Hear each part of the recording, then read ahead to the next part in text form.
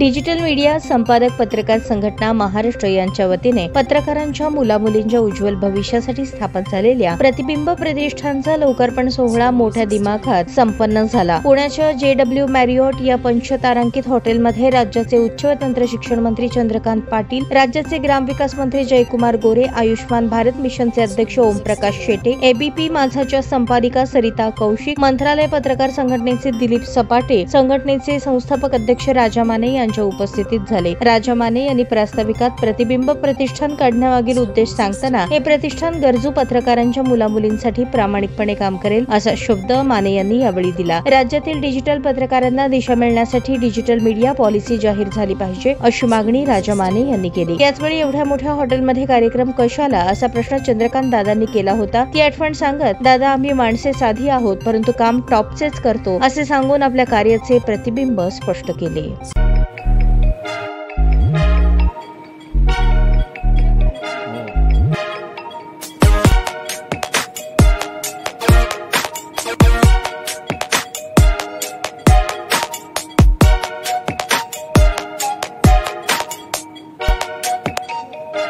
सोलापूर शहरातील सुप्रसिद्ध हॉस्पिटल म्हणजे सेंट्रल मल्टी स्पेशालिटी हॉस्पिटल मागील अनेक वर्षापासून सेवा बजावत आहे। 24 तास इमर्जन्सी सर्व्हिस, मॉडर्न टेक्नॉलॉजी, अनुभवी डॉक्टर्स तसेच अत्याधुनिक तंत्रज्ञान सुविधांनी सुसज्ज स्त्रीरोग प्रसूती विभाग, ऑर्थोपेडिक विभाग, मेडिकल विभाग आणि इतर एकमेव नाव म्हणजे सेंट्रल मल्टी स्पेशालिटी हॉस्पिटल। पत्ता गणेशपेठ शॉपिंग सेंटर, मंगळवार बाजार, सोलापूर।